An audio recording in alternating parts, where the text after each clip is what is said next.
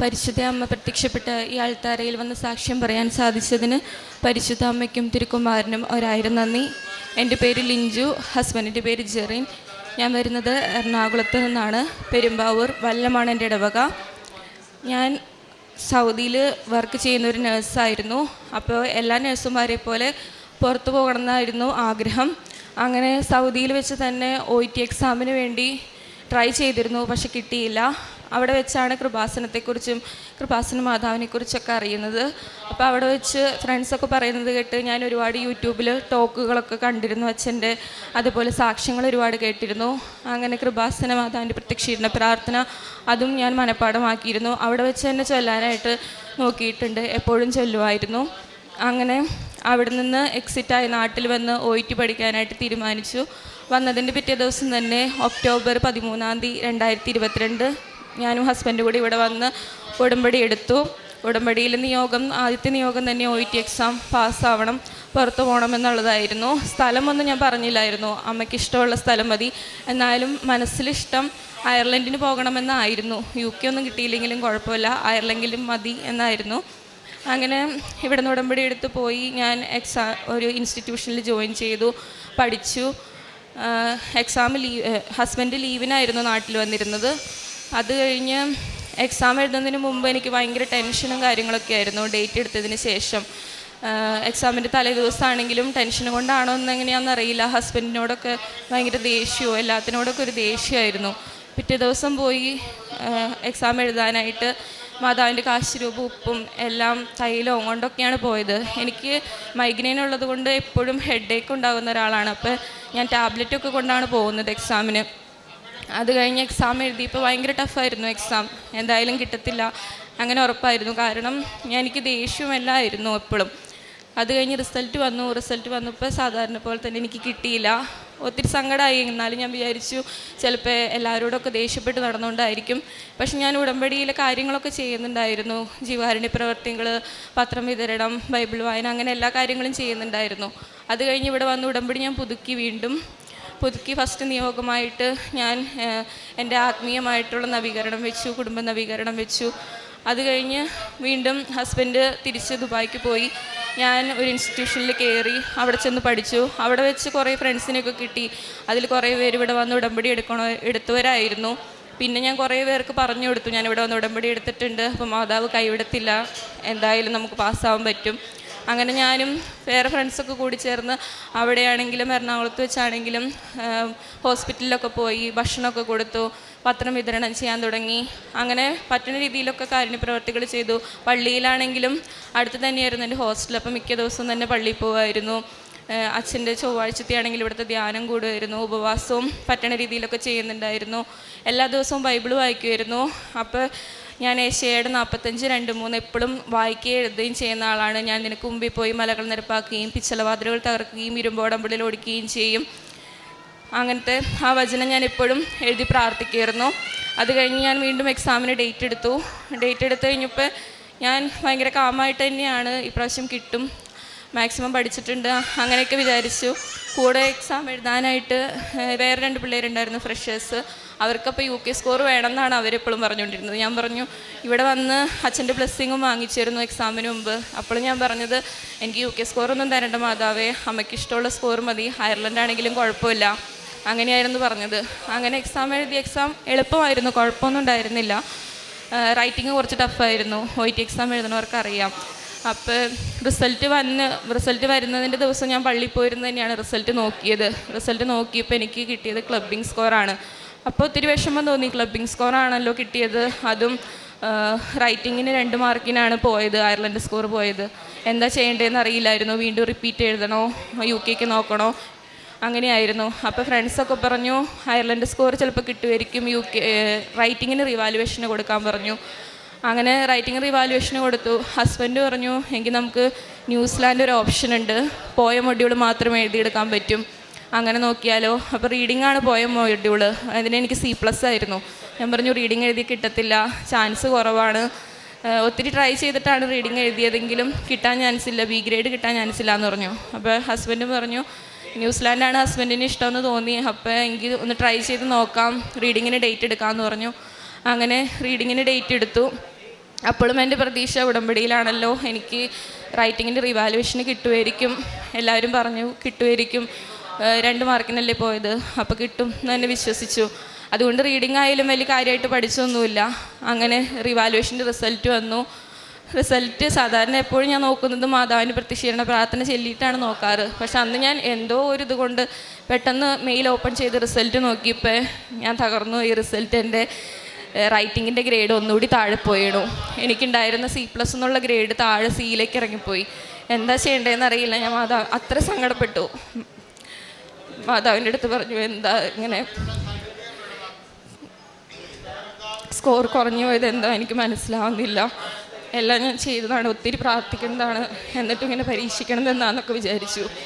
അപ്പോഴും 2 ദിവസത്തേക്ക് പിന്നെ ഒട്ടും പ്രാർത്ഥിച്ചൊന്നുമില്ല. മനസ്സ് ഭയങ്കര തകർന്നു പോയിരുന്നു. ആരോടും പറയാണ്ടൊക്കെയാണ് എക്സാമിൻ്റെ ഡേറ്റ് എടുത്തതായിരുന്നത്.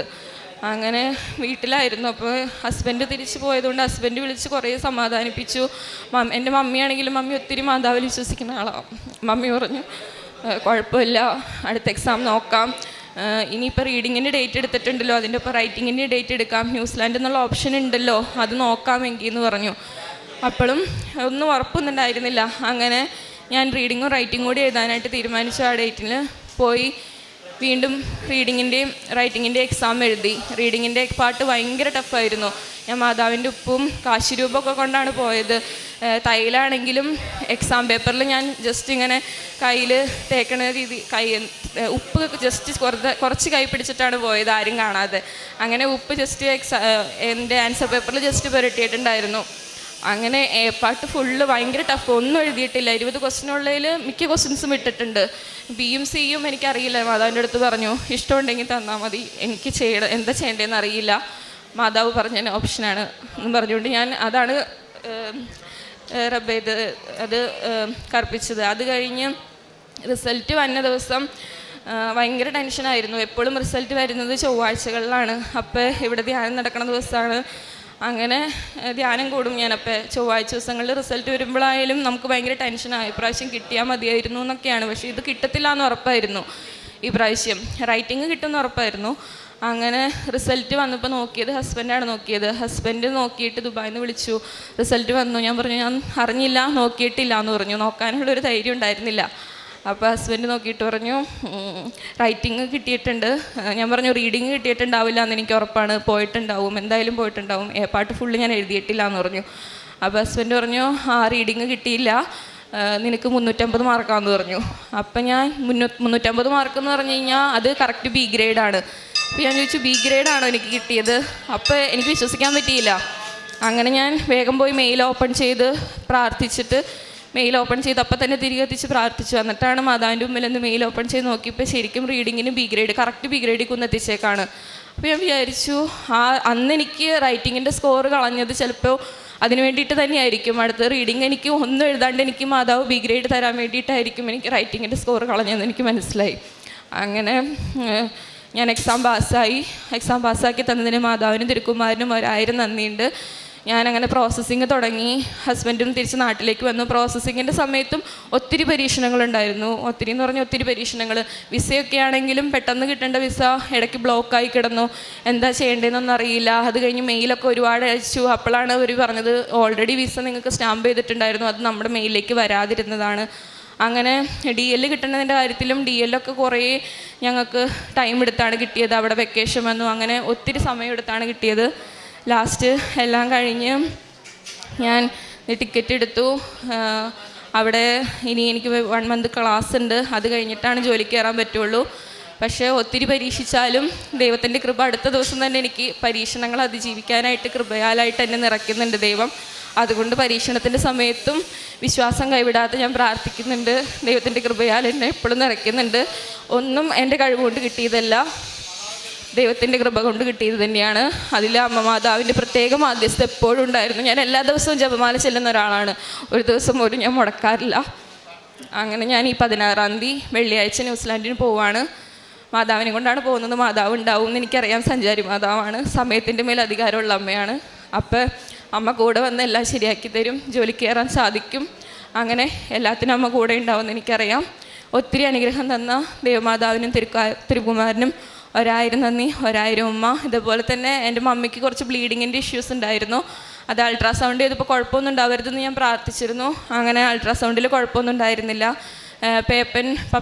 ഹസ്ബൻഡിൻ്റെ പപ്പയുടെ അനിയൻ്റെ കൊച്ച് ആൻറ്റി 4ാമതും പ്രഗ്നൻസി പറഞ്ഞു കഴിഞ്ഞപ്പോൾ ആദ്യത്തെ 3 പെൺകുട്ടികളായിരുന്നു. അപ്പോൾ 4ാമത്തെ ഒരു ആൺകൊച്ചിനെ നൽകി അനുഗ്രഹിക്കണേ മാതാവേ എന്ന് ഇവിടെ വന്ന് പ്രാർത്ഥിച്ചിരുന്നു ഞങ്ങൾ.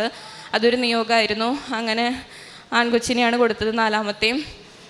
പിന്നെ അനിയത്തിയുടെ കാര്യം വെച്ചിട്ടുണ്ട്, ജോലിയുടെ കാര്യം. അവൾക്കിപ്പോൾ തൽക്കാലത്തേക്കൊരു ജോലി കുഴപ്പമില്ലാണ്ടുണ്ട്. അങ്ങനെ ഒത്തിരി അനുഗ്രഹങ്ങൾ ഇവിടെ വന്ന് പ്രാർത്ഥിച്ചതിൻ്റെ ഫലമായിട്ട് ദൈവമാതാവ് തന്നിട്ടുണ്ട്. ഒത്തിരി അനുഗ്രഹങ്ങൾ തന്ന ദൈവമാതാവിനും തിരുക്കുമാരനും ഒത്തിരി നന്ദി. ലൂക്കായുടെ സുവിശേഷം 1-ാം അധ്യായത്തിൻ്റെ 38-ാമത്തെ വാക്യത്തിൽ നമ്മളിങ്ങനെ വായിക്കുന്നുണ്ട്: ഇതാ കർത്താവിൻ്റെ ദാസി, നിൻ്റെ വചനം പോലെ എന്നിലാവട്ടെ. പ്രിയമുള്ളവരെ, പരിശുദ്ധ അമ്മയോട് ചേർന്ന് നിന്നുകൊണ്ട് ഉടമ്പടി എടുക്കുന്ന ഓരോ വ്യക്തിക്കും ഉണ്ടാകേണ്ട ഏറ്റവും വലിയ മനോഭാവം ഇതുതന്നെയാണ്. പരിശുദ്ധ അമ്മ മംഗളവാർത്തയുടെ സമയത്ത് ദൈവദൂതനോട് പറയുകയാണ്: ഇതാ കർത്താവിൻ്റെ ദാസി, നിൻ്റെ വചനം പോലെ എന്നിലാവട്ടെ. അപ്പോൾ ദൈവഹിതത്തിന് കീഴ്വഴങ്ങുവാനായിട്ട് ഉടമ്പടി എടുക്കുന്ന ഏതൊരു വ്യക്തിക്കും സാധിക്കുമ്പോഴാണ് അവരുടെ ഉടമ്പടി ജീവിതം അതിൻ്റെ പൂർണ്ണതയിലെത്തി എന്ന് പറയുവാനായിട്ട് സാധിക്കുന്നത്. ദൈവഹിതത്തിന് കീഴ്വഴങ്ങിക്കൊണ്ട് ജീവിക്കുവാനായിട്ടുള്ള വലിയ അനുഗ്രഹത്തിന് വേണ്ടിയിട്ട് ഉടമ്പടി എടുത്ത ഓരോ വ്യക്തിയും ഓരോ ദിവസവും ഉടമ്പടി പ്രാർത്ഥനയിൽ പങ്കുചേരുമ്പോൾ അവരുടെ ജീവിത നിയോഗമായിട്ട് വെച്ച് പ്രാർത്ഥിക്കേണ്ടതിൻ്റെ ആവശ്യകത ഉണ്ട് എന്ന് ഈ സഹോദരിയുടെ സാക്ഷ്യം നമ്മളോട് പറയുകയാണ്. ലിഞ്ചു പോൾ എന്ന സഹോദരി നമ്മളോട് സാക്ഷ്യം പറയുമ്പോൾ ഈ സഹോദരി പറയുകയായിരുന്നു, OET എക്സാം പലതവണ എഴുതി ഓരോ തവണയും പാസ്സാകാതെ പോകുമ്പോൾ പരിശുദ്ധമ്മയോട് നിരന്തരമായിട്ട് പ്രാർത്ഥിക്കുകയായിരുന്നു. ദൈവഹിതത്തിന് കീഴ്വഴങ്ങിക്കൊണ്ട് പരിശുദ്ധ അമ്മയോട് പറയുകയാണ്, ഈശോയുടെ ഇഷ്ടമനുസരിച്ചുകൊണ്ട് എൻ്റെ ജീവിതത്തിൽ നിറവേറട്ടെ എന്ന പ്രാർത്ഥനയിൽ ദൈവഹിതത്തിന് തന്നെ പൂർണ്ണമായിട്ട് വിട്ടുകൊടുക്കുമ്പോൾ അത്ഭുതകരമായിട്ടുള്ള അടയാളങ്ങളും അത്ഭുതങ്ങളും ഇവരുടെ ജീവിതത്തിൽ കാണുവാനായിട്ട് ഇവർക്ക് സാധിച്ചു എന്നുള്ളതാണ്. പലപ്പോഴും നമ്മൾ ഉടമ്പടി പ്രാർത്ഥനയിൽ പങ്കുചേരുമ്പോഴും നമ്മുടെ ജീവിതത്തിൽ പരീക്ഷണങ്ങൾ ഉണ്ടാകുമ്പോൾ അല്ലെങ്കിൽ നമ്മുടെ ജീവിതത്തിൽ അരുതായ്മകൾ സംഭവിക്കുമ്പോൾ പ്രാർത്ഥനയിൽ നിന്ന് വിട്ടുപോകാതെ, ദൈവത്തിൽ നിന്ന് അകന്നു പോകാതെ നമ്മൾ നിലനിൽപ്പിൻ്റെ വരത്തിന് വേണ്ടി പ്രാർത്ഥിച്ചുകൊണ്ട് കൂടുതൽ തീവ്രമായിട്ട് തീക്ഷ്ണതയോടുകൂടി നമ്മുടെ ഉടമ്പടി പ്രാർത്ഥനയും നമ്മുടെ ഉടമ്പടി ജീവിതവും മുന്നോട്ട് കൊണ്ടുപോകുമ്പോൾ വലിയ ദൈവാനുഗ്രഹങ്ങളും നമ്മൾ പ്രതീക്ഷിക്കുന്നതിനും അപ്പുറത്തേക്കുള്ള അടയാളങ്ങളും അത്ഭുതങ്ങളും നമ്മുടെ ജീവിതത്തിൽ കാണുവാനായിട്ട് സാധിക്കുമെന്നുള്ളത് ഈ അൾത്താരയിൽ പറയുന്ന ഓരോ ഉടമ്പടി സാക്ഷ്യത്തിൽ നിന്നും നമ്മൾ കാണുകയും കേൾക്കുകയും ചെയ്യുന്നതാണ്. അതുകൊണ്ട് നിലനിൽപ്പിനുള്ള വരത്തിന് വേണ്ടി പ്രാർത്ഥിച്ചുകൊണ്ട് ദൈവഹിതം ജീവിതത്തിൽ നിറവേറുവാനായിട്ടുള്ള വലിയ അനുഗ്രഹത്തിന് വേണ്ടി പ്രാർത്ഥിച്ചുകൊണ്ട് നമ്മുടെ ഉടമ്പടി ജീവിതം വിശ്വസ്തയോടുകൂടി കൊണ്ടുപോകുവാനായിട്ട് പരിശ്രമിക്കാം. ഈ സഹോദരിയോടും ഇവരുടെ കുടുംബത്തോടും ചേർന്നുകൊണ്ട് ദൈവ തിരുനാമത്തെ മഹത്വപ്പെടുത്തി ഇരു കരങ്ങളും അടിച്ച് പരിശുദ്ധ അമ്മയ്ക്കും തിരുക്കുമാരനും നമുക്ക് നന്ദി പറയാം. അത്യപൂർവ ദൈവാനുഭവങ്ങൾ ഇനി നിങ്ങൾക്കും സ്വന്തം. ഈ യൂട്യൂബ് ചാനൽ ഇതുവരെ സബ്സ്ക്രൈബ് ചെയ്തിട്ടില്ലെങ്കിൽ ഇപ്പോൾ തന്നെ സബ്സ്ക്രൈബ് ചെയ്യുക. ഈ വീഡിയോ ഇപ്പോൾ തന്നെ നിങ്ങളുടെ സുഹൃത്തുക്കൾക്ക് ഷെയർ ചെയ്തുകൊണ്ട് കർത്താവിൻ്റെ പ്രേക്ഷിതരാകുക.